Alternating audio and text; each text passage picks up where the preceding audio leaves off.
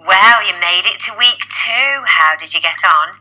Did you post your pictures, your measurements, and your weight? Now remember, your weight is only that important in this whole shenanigans.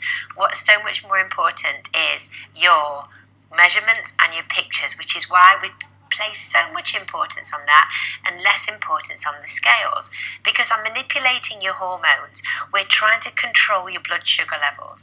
Now, if you went on the scales every hour through the day, your weight would fluctuate up and down all through the day, depending on how much water you've taken in, when you go to the toilet, hormones, everything has a massive bearing. But I know here people want to just go jumping on the scales all the time, and it's only going to give you stress and anxiety. You jump on the scales, yes, you've lost a couple of pounds, you have a great day. You jump on the scales, you put some pounds on, oh, you have a boring day, a miserable day. It really affects your mood, so try not to do that. It's really not about your weight. It's about your measurements, how you look, how you feel, your energy, your vitality, the whole thing, that well-being. So scales over fish, I always say that, but I do recognise that people want to keep jumping on scales 24/7. Really try not to. Just do it once a week when you take your measurements. That is the only time you need to do it. And of course, us females, we are also battling against our monthly cycles. If you are menopausal or perimenopausal, your weight's going to be swinging up and down all the way. Clean eating is going to really help you if you are perimenopausal or menopausal or postmenopausal. When your metabolic rate does start to slow down, clean eating is so important. So what's happening in week 2? Well, week 1, you're on a new program, you're all excited, you've got some good results. And again, this is why we don't want you to be jumping on the scales all the time, because every one of us here is so unique. Some of you, if you went on the scales, would lose a lot of scale weight up front in the first week. And you think, wow, you may have even lost 8, 9, 10 pounds.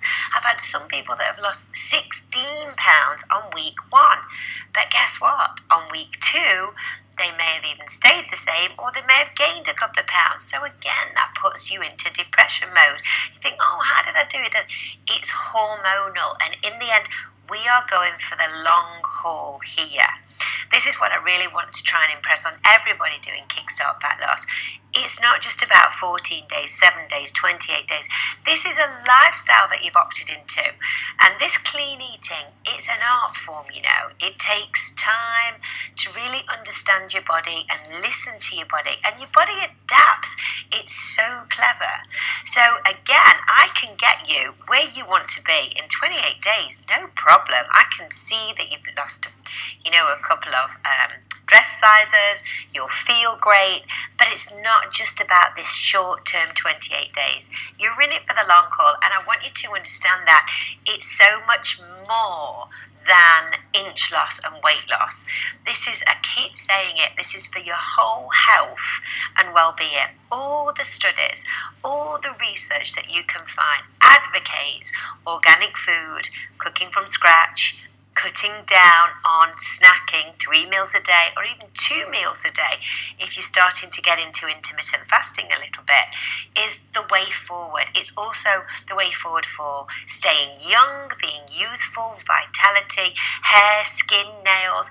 And as we've discussed in the past, all those little ailments that disappear, irritable bowel syndrome, painful periods, migraines, headaches, skin issues, the list goes on and on.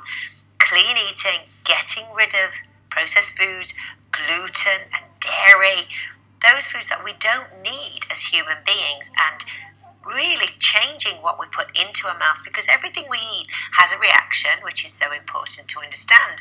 And there's always a consequence.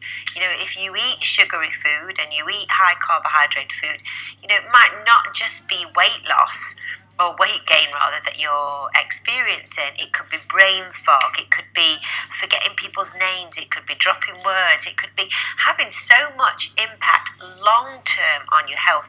You just don't realise it until you lose your health or something with your health happens. Then your health becomes so vital. So it's so important that you do eat clean and see this as a long haul, not something short. So for week 2, we are sticking with the same, whatever your results have been on week 1. 3 meals a day, no snacking. Important now to rotate your meats and your fishes.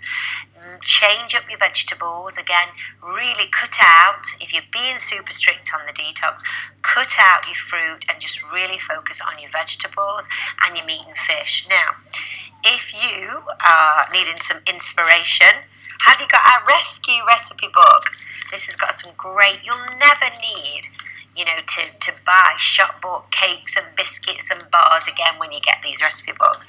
And if you're vegetarian, get the veggie book, because again, there's 30 breakfast, 30 lunch, 30 dinner ideas in the breakfast book.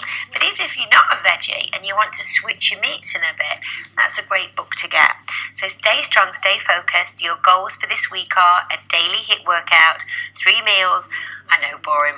Bed by 10:30 or 11. Make sure that you're getting really good quality sleep. 2 litres of bottled or filtered water per day. Feeling good, feeling strong, stay positive, and again, check out the Facebook groups all the time to keep you motivated.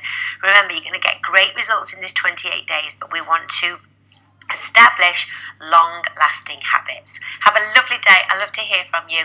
Hit me up on social media, and I'll see you next time.